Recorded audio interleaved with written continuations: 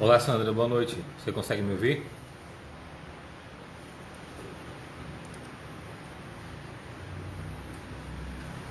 Boa noite, Sandra. Boa noite, Valês. Boa noite, Shane. Vocês estão conseguindo me ouvir direito aí? É sempre bom fazer essa pergunta para eu não começar a falar achando que eu estou falando pro pessoal e ninguém está ouvindo nada. Tá dando para vocês me ouvirem bem aí? Ótimo. Maravilha. Boa noite. Boa noite a todos vocês.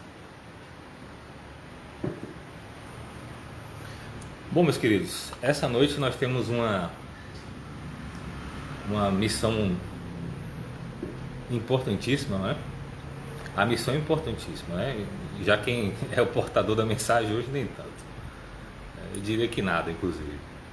Mas recebemos a grata tarefa hoje de falarmos sobre as, as parábolas de Jesus à luz da doutrina espírita.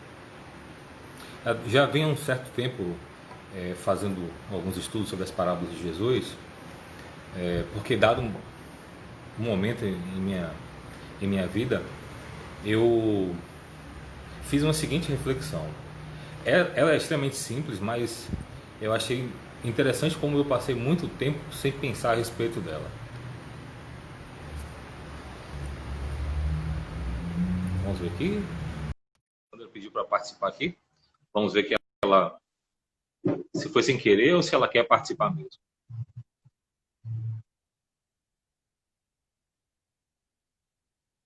Sandra, você pediu para participar no vídeo? Ou foi um engano? Ah, tá. Tranquilo. Eu acho que foi até importante você ter feito isso, porque aí me fez recordar de uma coisa importante, né? Quando nós estamos na nossa casa espírita, antes de começar qualquer tarefa, normalmente a gente começa, né, com uma oração. Então, vamos aproveitar esse momento e fazer essa oração. Então, pedimos a Deus que, em sua infinita bondade e misericórdia, nos assista, nos inspire, nos faculte o entendimento das questões que nós iremos levantar aqui nessa noite e rogamos a proteção espiritual do nosso amado Mestre Jesus. E, sob sua inspiração, damos por início a atividade dessa noite. Que todos os nossos lares possam ser também abençoados e possamos receber a graça da presença do Mestre Jesus em nossos lares nessa noite. E, aproveitando também, pedimos a presença espiritual dos nossos anjos da guarda, dos nossos mentores espirituais, para que eles estejam conosco nesse momento, colaborando com o nosso entendimento e nos ajudando nas boas intuições. Bom, eu começo novamente dando boa noite a cada um de vocês que estão aqui hoje, nos assistindo, e vamos lá para a nossa reflexão da noite. Como eu disse um pouquinho agora no início, antes de alguns de vocês chegarem, o tema da nossa reflexão de hoje são as parábolas de Jesus à luz da doutrina espírita. O que a doutrina espírita pode nos falar a respeito dos ensinos de Jesus? Bom, muita gente acha ou confunde, ou às vezes pensa que doutrina espírita não é algo cristão, ou não é algo de Deus. E aí o próprio Allan Kardec vai dizer o seguinte, que o verdadeiro espírita e o cristão são um só, uma vez que os ensinos espíritas estão, a base moral da doutrina espírita está completamente alicerçada nos ensinos de Jesus. Então, quem pratica os ensinos de Jesus é um cristão. Por isso que diz que o cristão, e o verdadeiro cristão e o verdadeiro espírita são um só. Então, independente de nomenclaturas ou de rótulos religiosos, nós espíritas nos esforçamos, né? O espírita verdadeiro, não que existe o espírita falso, mas existe aquele que pode ter outros interesses, mas o verdadeiro espírita, aquele que compreendeu a essência da doutrina espírita, aquele que optou por mergulhar nesse conhecimento, que busca com sinceridade do coração, aquele que busca com sinceridade da sua alma esse significado, não vou dizer assim, não é bem uma religião. Aquele que não está buscando uma religião somente, né? Você pode até ir inicialmente por causa de uma religião, mas depois você acaba fazendo uma transformação. Uma transformação, e inclusive essa transformação é a transformação que Jesus nos pede, nos orienta, né? E essencialmente A mensagem de Jesus é uma proposta de transformação moral. Inclusive, quando ele começou as suas pregações ao longo de seus 30 anos, é o que as pessoas veem, os estudiosos comentam, né? Foi que, num dado momento da trajetória de Jesus, quando ele começa o seu messianato, vamos dizer assim, ele sai pregando, né? Ele sai evangelizando. E aí é o seguinte, quando ele sai para fazer essas pregações, ele começa falando arrependei-vos, né? Como está escrito lá no texto de qualquer Bíblia, ou qualquer texto sagrado que você possa pegar no Novo Testamento, dizendo assim. Só que as traduções mais literais do grego não falam em arrepender-vos, falam em transformar-vos. O verbo lá utilizado no grego é uma palavra chamada metanoia, e essa palavra em grego quer dizer transformação. Então Jesus chamava as pessoas para uma transformação. Transformai-vos, pois o reino de Deus está perto. Então, a proposta de Jesus era uma mudança no paradigma de vida de cada um de nós, daquele povo em específico naquela época, e como a mensagem dele é uma mensagem de vida eterna, ou seja, ela caminha no tempo e ela é contextualizada, ela é atualizada em qualquer fase da humanidade. Naquela época, ela foi importante porque estava dentro daquele contexto que Jesus veio nos ensinar. Posteriormente, ela continua funcionando e hoje ela está atualíssima, inclusive. Então, de que forma a gente pode traduzir esse contexto de mensagem de Jesus para a nossa vida de hoje? Bom, quando a gente para pensar em transformação, o que as parábolas de Jesus têm a ver com transformação? Bom, quando Jesus sai para ensinar, e ele sai divulgando a mensagem da Boa Nova, o Evangelho, ele sai com os discípulos e também com um grupo muito grande de outras pessoas que acompanhavam também. Os seus ensinamentos, as pessoas iam para escutar. Então, Jesus basicamente falava de coisas do cotidiano das pessoas, do dia a dia delas. E propunha a essas pessoas uma mudança na sua forma de ver a vida, na sua forma de agir e na sua forma de reagir.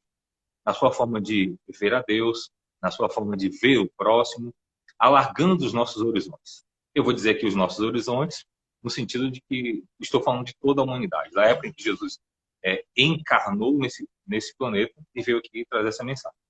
Então, ele nos alarga os horizontes. Não somente aquele povo, mas, sobretudo, aos nossos dias. Então, a mensagem de perdão, ela não é essencial e necessária hoje para os nossos conflitos, para o nosso cotidiano. Para o meu, ela é extremamente necessária.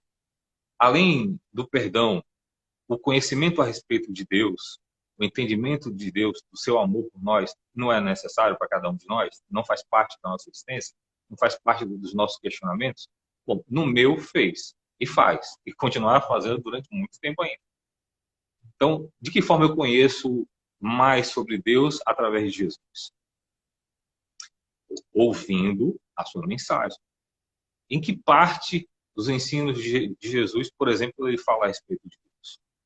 Olha lá. Um fato interessante, né? Sobre as parábolas.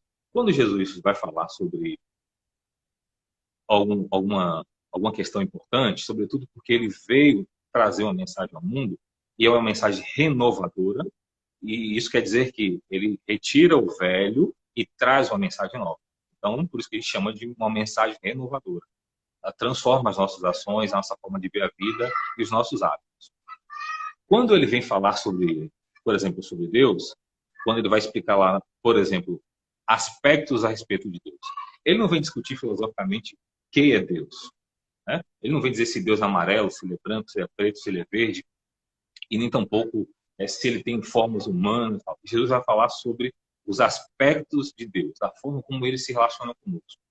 Jesus vai nos ensinar sobre a generosidade de Deus, vai falar sobre a sua amorosidade infinita, vai falar sobre a sua misericórdia, sobre a compaixão infinita de Deus. Então ele vai nos contar. Por que ele faz isso? Vamos lá. Vamos voltar um pouquinho aqui no tempo. Para nós da doutrina espírita, Jesus já era um espírito puro. O que quer dizer isso? Espírito puro. Quer dizer que nós temos, na doutrina espírita, um termo chamado escala espírita. Essa escala espírita ela define o nosso nível evolutivo, enquanto espíritos imortais que nós somos. Então, vamos dizer assim, ó, de 0 a 10. Só que a definição não é de 0 a 10, tá? É a definição pelas características de cada espírito em cada faixa evolutiva. Mas vamos pensar isso como se fosse uma régua, né? Em cada ponto da régua estamos nós, em uma determinada fase evolutiva. Jesus já ultrapassou essa régua há muito tempo. Tanto é que tem um livro psicografado por Chico Xavier chamado A Caminho da Luz. Esse livro, A Caminho da Luz, conta um pouco sobre a gênese ou a formação do planeta Terra.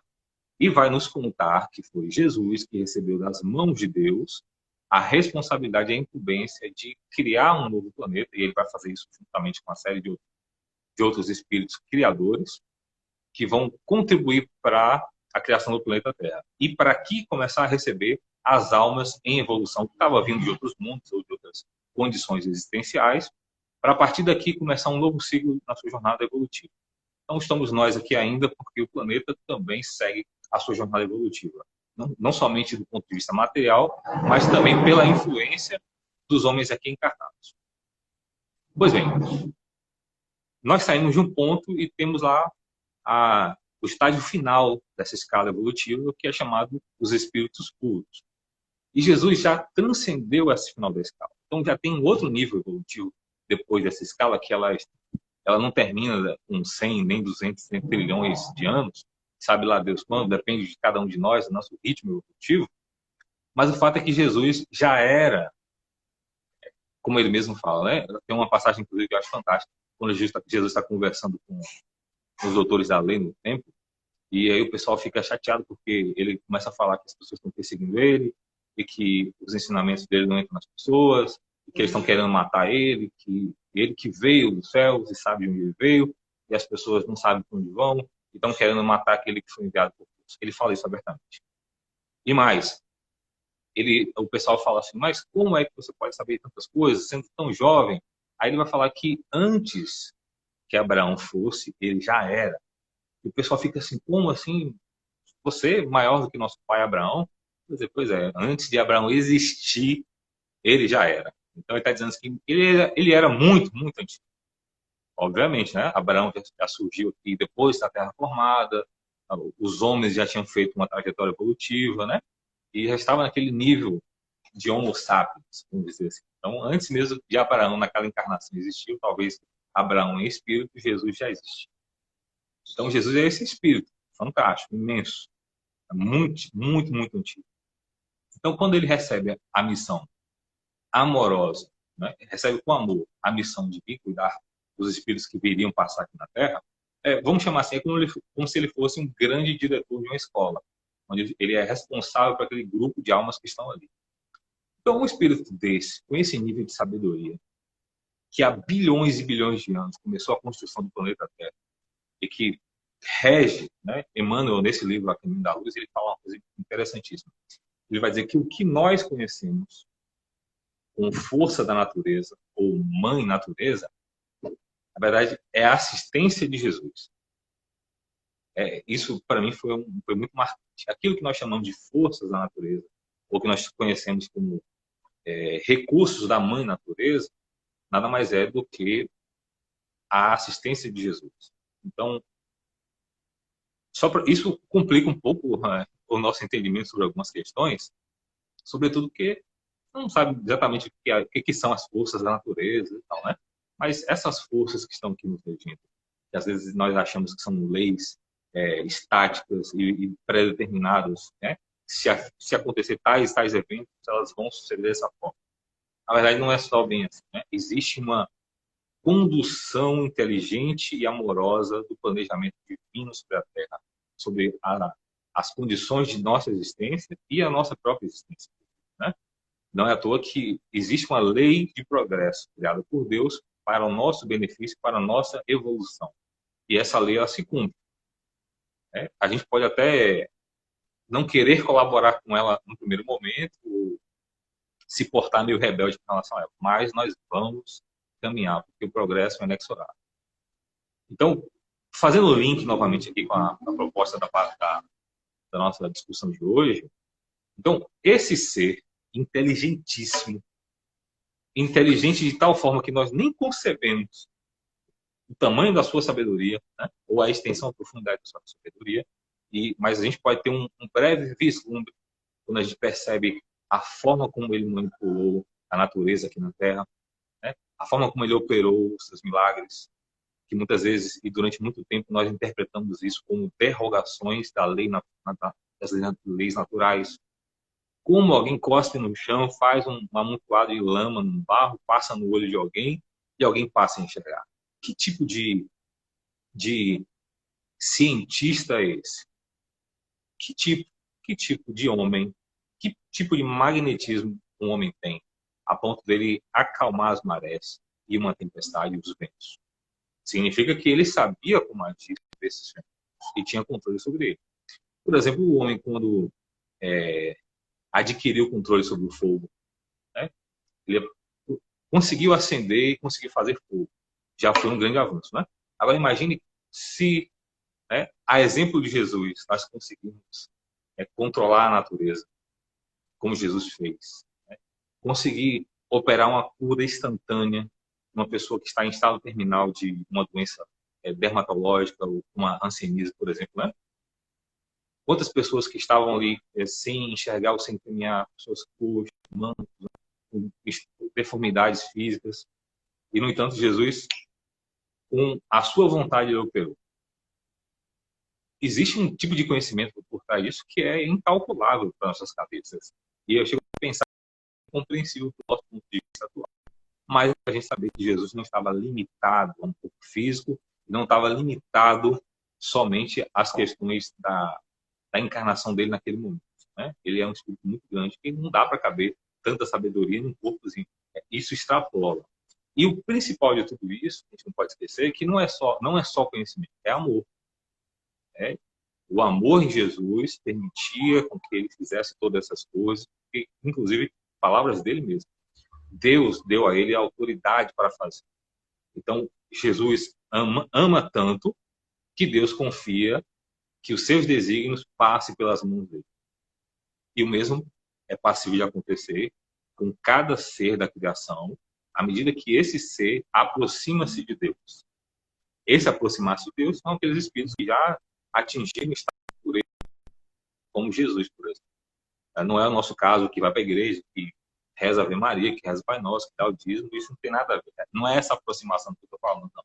Aqui, inclusive, nessa escala espírita, a Terra está situada nas fases iniciais do desenvolvimento humano. Está dizendo que nós estamos lá no início da escola, lá na alfabetização.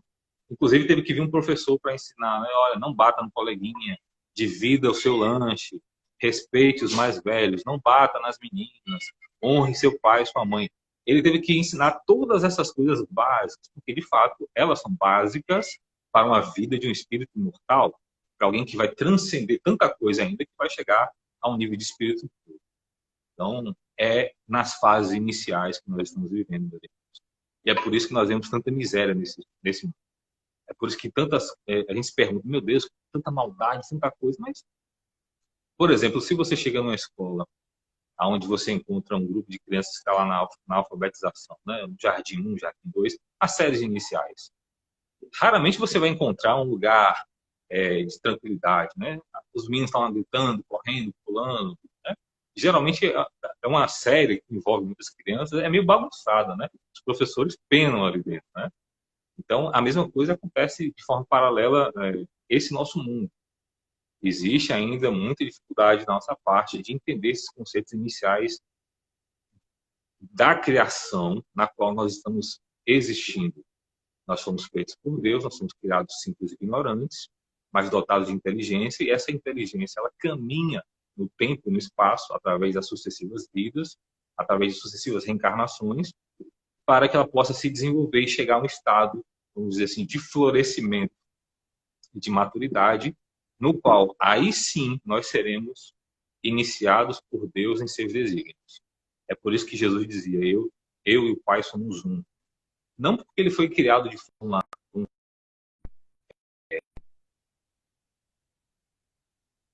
uma forma separada da criação, né? Como se fosse alguém que recebeu vantagens de Deus. Deus criou um ser perfeito e tal, não. Ele se esforçou, ele venceu suas dificuldades, ele aprendeu a amar, ele aprendeu a perdoar, ele passou por provas, por expiação, se tornou um espírito sábio, se tornou um espírito benevolente, foi conquistando os seus méritos estar com Deus hoje. Por isso que ele falava de uma coisa importantíssima, né? Glória. O que é glória, né? O que será que Jesus quer dizer comigo, né? Que eu vou estar com meu Pai e ele me dará a glória. Ou então a glória que eu tinha com o Pai antes da fundação do mundo, quando ele dizia essas coisas. Então, existe um tipo de relacionamento com Deus no qual nós somos alimentados, e nós seremos alimentados. E Jesus já estava dando demonstrações de como funciona isso. Mas não é assim, né? Não é dando dízimo, não é indo para a igreja, não é somente essas coisas, né? É, sobretudo, pela transformação moral, pelos avanços que nós vamos fazendo também no campo da ciência, no campo do conhecimento filosófico, do desenvolvimento das virtudes, e nós chamamos esse desenvolvimento de virtudes aí como amor, em seus mais variados aspectos e possibilidades de acontecimento. Então, esse homem, esse ser, né, não vou dizer não, homem foi o corpo que ele habitou, mas esse ser, ele vem a esse mundo.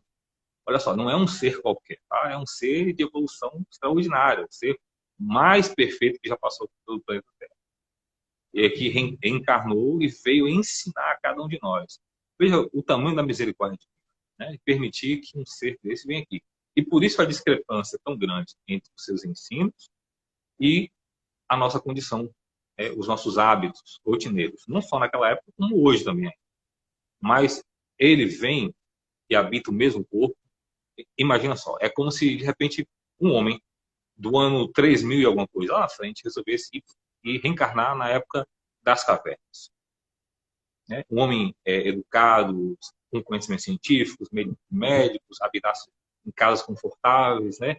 Com água encanada, com carros voadores, com tecnologia, com ciência, com medicina avançada, tudo isso. Aí, de repente, você pega um homem desse e bota na época das cavernas. Aí ele vai ter que viver e conviver com seres brutalizados. É um comparativo grosseiro, que é muito longe ainda da distância entre Jesus e nós, quando ele esteve aqui, mas é isso que aconteceu. É um ser altamente sofisticado que veio habitar entre primatas na criação. Primatas no sentido evolutivo, tá? Se alguém se ofende, paciência, mas é fato. Então, o nosso nível evolutivo, comparado ao de Jesus, era esse aí. É esse aí, inclusive, né? Muitos de nós. Então, qual a importância da mensagem desse homem para a gente? E por que ele resolve falar, então, em parábolas? Bom, além de já ser um costume dos judeus da época e de muitas tradições religiosas ao longo do planeta, o ensino por parábolas, tem um segredo na parábola que eu cheguei a essa conclusão esses dias. Refletindo sobre esse momento aqui, eu cheguei a essa conclusão. A parábola é um tipo de conhecimento que ele exige que você permita a entrada das informações em você, na sua consciência, na sua compreensão e no seu coração. Ele necessita que você permita isso. É diferente de um conhecimento, por exemplo, tem uma placa ali, alugas. Você olha, tá, alugas. Entendi. Certo, tá bom. Mas você não se importa mais com isso. 2 mais 2, 4. Tá certo. Tudo bem. A parábola não tem esse sentido. Então, quando Jesus estava caminhando no meio daquele povo, e vamos pensar que ele estivesse aqui hoje fazendo a mesma coisa, e nos ensinando sobre o perdão. Ou, vamos lá, ele dizia que ele e Deus eram um só. Que ele convivia com Deus e aprendeu com Deus e veio ao mundo ensinar. Perfeitamente, o que ele disse casa perfeitamente com as descrições na doutrina espírita, nos relatos dos espíritos a respeito de Jesus. Que ele, de fato, ele e o Pai são exatamente uma pessoa só, no sentido de comunhão. Não que Deus seja Jesus, Jesus é Deus, tá? Um é Pai e outro é Filho. A mesma coisa somos nós. Mas no sentido de comunhão. Ou seja, Jesus aprende com ele e ouve dele e cumpre, e vive para cumprir aquilo que Deus quer. Deve ser uma coisa extraordinária. Por isso que Jesus chamava de glória esse fenômeno, né? Não dá nem para a gente viajar por esse caminho agora, tá? Vou voltar aqui para tentar botar os pés no chão, porque essa conversa realmente é bastante empolgante para mim. Então, quando Jesus caminha, né, e precisa falar sobre Deus para as pessoas, né, e vai falar sobre o amor de Deus, e ele vê um grupo de mulheres, ele vê um grupo de homens, de pessoas idosas, né, os patriarcas do povo judeu, e ele está vendo ali também um grupo de agricultores, ele fala no idioma que cada um de nós possa entender. Então ele falava a parábola da ovelha perdida. Ele vem e nos conta, né, que um homem tinha 100 ovelhas, né, e perdeu uma delas, guarda as 99 em segurança e vai e não volta enquanto não encontrar aquela última ovelha perdida. O que Jesus está querendo nos dizer a respeito do que ele sabe de Deus para nós? Olha que interessante, né? Alguém que está lá convivendo e diz, não, eu vou lá agora na Terra, já começou a revelação de Deus para eles, quem eles são, né? Por que eles foram criados. Então, eles não estão sozinhos, eles estão sendo cuidados, eles estão sendo amados, e eles são extremamente importantes para nós. Então, o Criador manda esse recado. Jesus é um grande recado de Deus para nós. Então, Jesus, acostumado a conviver com Deus, ele vem aqui e nos conta, ó, mas não dava para ele explicar da forma como ele sabe literalmente, porque nós não temos compreensão para isso. A gente não tem cérebro, desculpa, a gente não tem mente suficiente para entender o que é Deus. Não temos. Nós podemos, do nosso ponto de vista evolutivo, daquilo que a gente sabe, conhecer os atributos de Deus, como é explicado, por exemplo, no Livro dos Espíritos. Que Deus é infinitamente bom, sábio, justo, que todas as qualidades em Deus elas estão no nível máximo. Porque se não tivesse em nível máximo, ele não seria Deus. Poderia existir algum outro ser que tivesse essas qualidades em nível maior. Então, Deus, para nós, é tudo que existe em qualidade máxima. Então, esses são os atributos daquilo ou daquele que nós conhecemos como Deus, mas nós não efetivamente não sabemos quem é. É como se, de repente, a gente estivesse enxergando um espectro da luz, sem termos a capacidade ainda, por exemplo, de enxergar outros espectros da luz. A luz tem várias nuances. Os nossos olhos conseguem captar uma parte dela. Outras faixas e frequências de luz a gente não consegue acompanhar. Nossos olhos não foram feitos para isso. Então, a nossa consciência hoje, ela não está nesse nível. Tanto é que no livro A Gênesis, vai falar que tem um capítulo lá fantástico, recomendo que vocês leiam. A Visão de Deus. Kardec e os Espíritos fazem um texto maravilhoso a respeito disso. Que vai falar, né, que a jornada do conhecimento para Deus é como se você estivesse subindo uma grande montanha, e à medida que você sobe essa montanha, você vai ficando com a visão mais esclarecida a respeito da própria montanha, a respeito do horizonte que você pode enxergar mais ao longe. Então, à medida que você avança em evolução, você consegue entender melhor. Mas os olhos dos homens não foram feitos para enxergar Deus. Tanto é que nas visões espirituais que aqui aconteceram, que alguns homens apenas foram concedidos essa dádiva de viver a Deus, ele se apresenta de uma forma que seja corriqueira ao nosso cotidiano. Por exemplo, ele se apresenta lá para Abraão ou Moisés como uma sarça ardente. Talvez se ele se apresentasse em sua forma espiritual, assustasse ele de tal forma ou fosse algo incompreensível para ele. Então, Jesus, ao invés de vir ficar filosofando conosco para falar sobre Deus de uma forma incompreensível, ele escolhe, de maneira muito sábia, falar do amor de Deus. Porque aí todos nós compreenderemos. Né? A princípio, a gente pode até não compreender o amor, né? Porque o amor exige de nós uma sutileza do coração para entender. A gente vê muitas pessoas embrutecidas, nós fomos assim, né? Muito embrutecidos. À medida que o tempo passa e nós nos esforçamos para nos melhorarmos, a nossa condição de sentir o amor, de entender o amor, de conviver o amor e de dar amor, ela vai se sutilizando, ela vai melhorando. Então, da mesma forma, Jesus, ao invés de explicar para a gente Deus, no formato dele, onde é que ele mora, o que ele faz, tal, algo que seria até mesmo hoje incompreensível para nós, ele fala do amor de Deus. Ele fala assim, ó, Deus se importa com você de tal forma que ele, se ele perder um dos seus filhos, ele vai atrás desses filhos e não para enquanto não encontrar esse filho. E quando encontrar, vai ser uma festa, vai ser uma maior alegria, porque há mais alegria no céu por um pecador que se arrepende do que 99 que não precisa. Né? Está dizendo que é extremamente importante quando ele reencontra alguém e esse alguém sai desse estado de sofrimento, porque, convenhamos, né? Afastado de Deus é um estado de sofrimento. Você pode até viver sem ter o conhecimento disso. Até o dia em que você compreender Deus de tal forma dentro do seu coração que você vai olhar para trás da sua vida e vai dizer, nossa, eu sofria e não sabia que eu estava sofrendo. Não que ao conhecer Deus, você também não vai ter seus percalços da vida. Não quer dizer isso. É, Jesus é uma prova disso, né?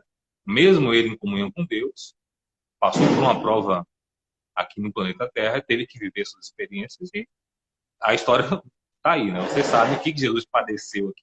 Mesmo ele estando em perfeita comunhão com Deus, não tendo nada, nenhum karma a pagar na Terra, mas ele vem em sacrifício, em alto sacrifício.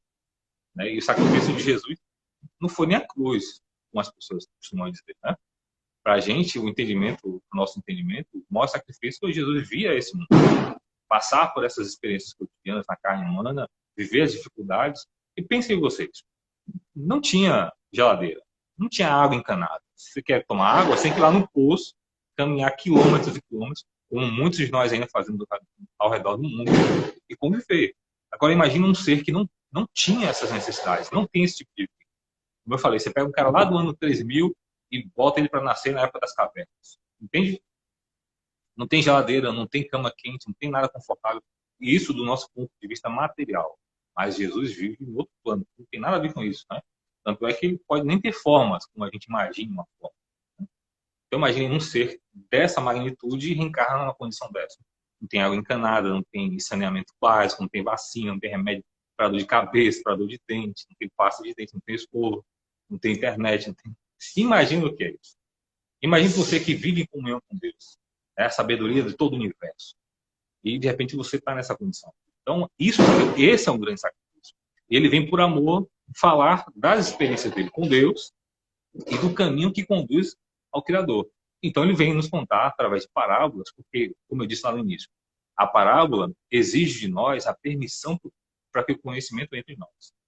Então, por exemplo, quando ele vai falar a parábola do filho pródigo, é uma história de um filho, como vocês bem sabem, que pede a herança do pai vivo, sai, gasta tudo que tem, fica na pior, se arrepende, volta para casa e é acolhido com extremo amor, sem julgamentos, pelo contrário, fazem a maior festa do mundo, uma festa que não era comum acontecer lá para aquelas pessoas, ainda mais para alguém que cometeu um ato tão bárbaro para aquela situação, para aquele povo. Para o povo judeu daquela época, e até hoje ainda é isso, né?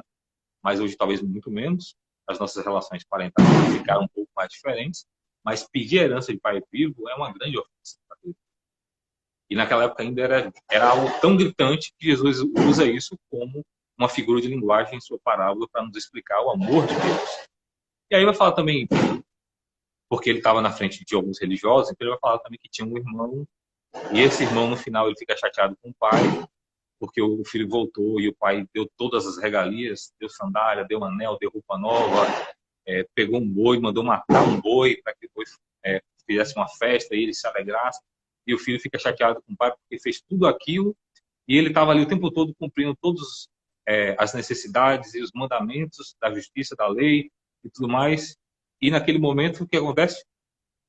Não tinha festa para ele. Então ele vai inquirir o pai por que estava acontecendo aquelas coisas. Então Jesus está dizendo para os religiosos daquela época ali, e aí que eu falo que existe a necessidade da gente se importar com o conhecimento. Porque você pode ouvir essa história, não tem nada a ver comigo não, vou ignorar. Beleza, ótimo.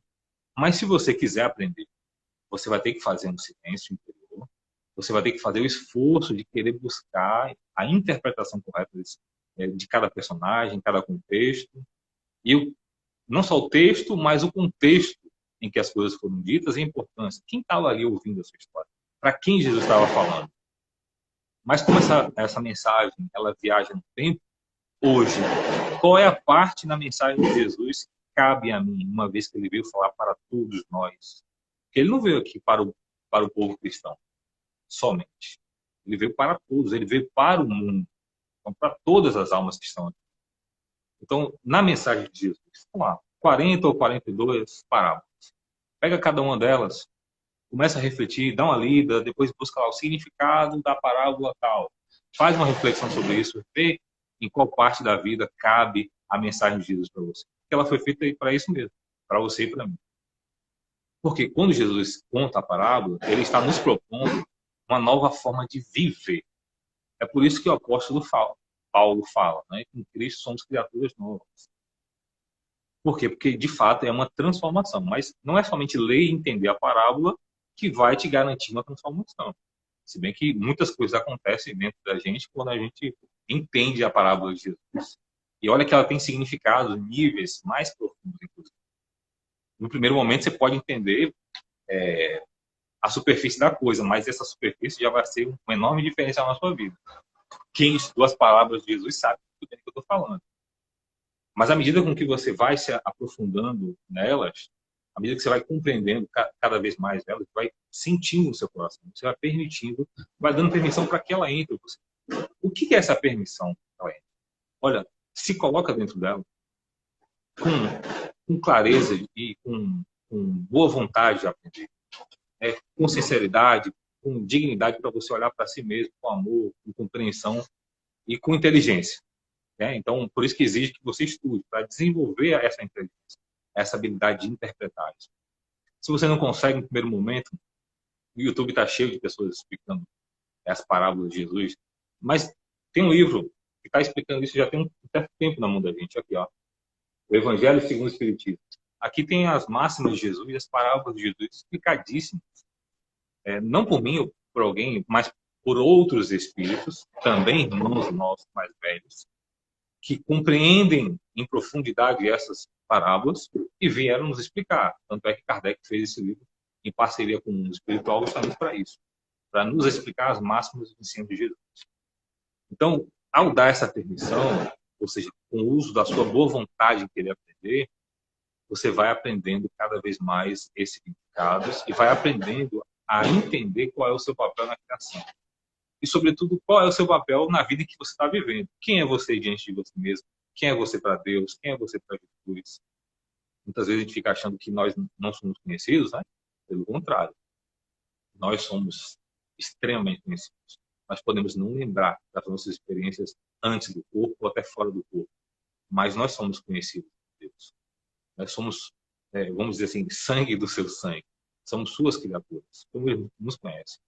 E um irmão nosso mais velho veio a esse mundo para fazer isso, para nos ensinar a respeito de nós mesmos, para nos dar autoconhecimento, para devolver a nós, aqui nesse mundo de forma consciente, a nossa identidade espiritual. E aí, cabe a você acordar para essa realidade ou não. Você vai lá, estuda as parábolas, medita a respeito delas, vê se elas se encaixam na sua vida. E se o seu coração tiver suficiente amadurecido e você tiver com a vontade de fazer isso, você tenta exercitar esses ensinos. E muitas vezes vão na contramão daquilo que o mundo e as experiências do cotidiano aí fora estão nos ensinando. Por exemplo, um mundo altamente competitivo. Isso não é ensinado na lei de Deus. Não é esse tipo de competição que eu tenho que passar em cima dos outros. A competição é entre você e você mesmo. Existe no reino de Deus cooperação. Você sabe mais, ajuda quem sabe menos. Jesus veio aqui dar o exemplo disso. Sabe mais, vai ensinar quem está lá no início da jornada evolutiva. Alguém que já chegou lá, vamos dizer assim, né, no fim da jornada evolutiva, mas ainda assim tem muita coisa para ele crescer ainda lá. Vai lá embaixo, na escala evolutiva, e ajuda seus irmãos que estão começando, vai ensinar eles a amar. Então Jesus veio, pegou na nossa mão, participou da nossa experiência cotidiana, se fez homem, e deu o testemunho de como é que se faz. Né? Olha, amar é isso, isso e isso. Hoje, da forma como o mundo está naquela época lá, talvez ainda fosse extremamente doloroso, porque exigia sacrifício de todas as formas. Mas hoje também existe. Hoje a intolerância e o amor de muitos não parece ter esfriado, como diz nas profecias, né? Às vezes as pessoas matam a outra por causa de R$2, não é assim que acontece? Não é estranho ouvir isso, ainda mais na sociedade que se diz cristã. Mas onde está o amor ao próximo? Aonde está o entendimento a respeito de Deus, para daí vir a obediência a Deus? Né? Para que você, de forma inteligente, racional, entenda quem você é. Qual é o seu papel no mundo? Qual é o seu papel no universo? Qual é o seu papel na criação? Qual é o seu papel diante de você mesmo? Para onde você está indo? De que forma você está indo? Como você está crescendo? Como você está evoluindo com você? É mais ou menos isso aí. Aquele entendimento que o meu intelecto e o meu coração alcançam, e eu vim aqui hoje dividir isso com vocês. Então, as parábolas de Jesus são palavras de vida eterna. Não é à toa que ele disse: eu sou o caminho, a verdade e a vida, e ninguém vem ao Pai senão por mim. Ninguém melhor que ele para vir a esse mundo, para explicar a respeito de Deus, sendo ele que vivia e convive com Deus e pode nos falar com propriedade, com conhecimento de causa, quem é o Pai. Ninguém melhor que ele. E aí, a partir de Jesus, nós podemos compreender esse, vou chamar aqui de ser, que se chama Deus. Como é que ele nos ama, de que forma ele nos ama, de que forma ele nos perdoa, né? E por que é necessário o perdão.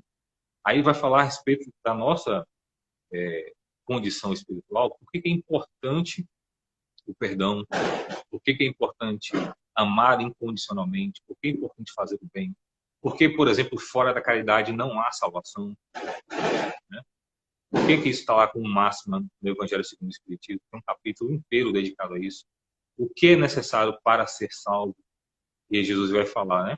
Que enquanto eu estive preso na prisão, quando eu estive nu, quando eu estive faminto. Então ele nos dá uma dica fantástica para você ser, entre aspas, salvo, né? Para nós espíritas não existe esse conceito de salvação no sentido, né? Como existe escatológico, mas no sentido evolutivo. Como é que você melhora evolutivamente? Uma vez que nós viemos a esse mundo várias vezes e retornaremos aqui outras vezes, depois iremos habitar outros mundos que a nossa jornada não tem. Afinal de contas, Deus é infinito. Então, imagine, para me aproximar de Deus, como é que funciona isso? Não é porque eu vou a algum lugar que eu vou encontrar Deus, mas é porque eu vou conhecer um lugar dentro. Porque potenciais que estão aqui adormecidos vão desabrochar, vão se expandir, vão se traduzir em amor, no nosso nível, né, de compreensão hoje é o amor, e isso me facultará perceber a realidade na qual eu já estou imerso. Então, você não precisa ir para algum lugar no universo, você não precisa ir para lugar nenhum. Jesus estava aqui no planeta Terra e estava em perfeita comunhão com Deus. O fato dele ter encarnado não tirou dele essa capacidade. Por quê? É uma conquista nossa. É da mesma forma assim como se, por exemplo, Jesus tivesse conquistado a capacidade de enxergar, e o fato dele ter encarnado não tirou dele essa capacidade de enxergar a verdade. Nós estamos aqui, né, tateando, conhecendo aspectos da verdade, mas não conseguimos compreendê-la ainda em sua totalidade. Nos falta experiências, nos falta vivência, nos falta amor, nos falta compreensão do intelecto também. Então, o fato de estarmos aqui hoje não nos afasta de Deus em lugar nenhum, porque Deus está em tudo. Mas o que nos afasta de Deus é só a nossa compreensão. Não estamos ainda preparados para enxergar a luz. E não é alguém que vem nos preparar. Somos nós que nos preparamos a partir da experiência que nos é ensinada, através do grande Mestre Jesus, com seu amor infinito sobre nós, né? E aí ele diz aos discípulos lá, né? Eu não chamo mais vocês de servos, eu chamo vocês de amigos. E não há amor maior do que aquele amigo que dá a vida por seus amigos. Então, ele chama os discípulos naquele momento ali para uma intimidade muito maior. Ele diz assim, ó, eu estou indo, mas eu vou preparar-vos um lugar. Então, é um cuidado o tempo todo que ele tem conosco. E é o cuidado que ele tem comigo, que ele tem com você, que ele tem com todos nós. Então, é necessário, então, para compreendermos ou ampliarmos a nossa consciência, nesse sentido, mergulharmos em amor. E, para isso, o exercício para o amor, para atingirmos essa amorosidade, são as parábolas de Jesus, são seus ensinos. Então, as parábolas de Jesus deveria ser para todos nós cristãos o livro de cabeceira. Sabe, que você pega ele e vai ler do dia que você nasceu ao dia que você desencarnou. E lá no mundo espiritual você continua estudando eles também. Porque ali dentro tem mistérios, tem conhecimentos profundos, tem entendimentos e verdades que a nossa compreensão agora, nesse momento, numa leitura simples, simplista, não conseguiria alcançar. Mas com esforço e dedicação, né, você consegue. Deus já disse lá em Jeremias, né? Se guardar, buscar-me-eis e me encontrareis quando me buscardes com todo o vosso coração. Então, com todo o amor que nós tivermos, com todo o coração, com toda a verdade e entendimento que nos é possível manifestarmos esse amor a Deus, buscando em espírito e em verdade, quer dizer o quê? Buscando o sentido verdadeiro dos seus ensinamentos e lidando com o próximo com esse mesmo amor. Não é amar a Deus e maltratar o próximo, porque não rola isso, tá? Isso é um caminho completamente avesso. Então, é você estar em harmonia com Deus e com o resto da criação, porque é o todo, né? São os nossos irmãos. Eu não falo assim o resto, porque, do nosso ponto de vista, os outros são os outros, né? Mas não existe os outros, existe nós e Deus. Então, ao entendermos as suas leis e vivermos de acordo com elas, vamos cada vez mais compreender Deus, sentir Deus e conviver com Ele de formas que nós aqui hoje não podemos nem sequer pensar como é. Mas, ao longo da história humana, diversas pessoas passaram por essa experiência e se transformaram de forma radical. Pega um exemplo aí, São Francisco de Assis. Olha a experiência de vida dele. Eu vou dizer que Buda, mas Buda é um outro caminho, né? Não tem muito a ver com isso, mas Buda se aproximou de uma grande verdade. Né? Talvez foi uma forma de compreensão através de uma outra cultura ou de um outro fenômeno que existe no universo que nós não conhecemos. Mas não quer dizer que não seja Deus. Não quer dizer que não seja as leis dele, porque esse é um conhecimento universal. O entendimento humano dessas leis universais que difere de povo para povo, de cultura para cultura. Mas a verdade é única, Deus é um só, Pai de todos nós. E Ele permitiu que caminhos espirituais diferentes fossem possíveis para que cada um, de acordo com a sua cultura, com o seu tempo, com o seu entendimento, com a sua vontade, pudesse chegar até ele. Ok? Agradeço a vocês pela paciência de hoje, agradeço também pela companhia e espero que vocês façam um bom proveito das parábolas de Jesus, se dediquem a conhecê-las, porque são palavras de vida eterna. Você irá precisar delas hoje, amanhã e sempre em sua jornada evolutiva. Até mesmo quando nós estivermos junto ao Pai, em comunhão, iremos lembrar desses ensinamentos simples, belos e profundos e com muita gratidão.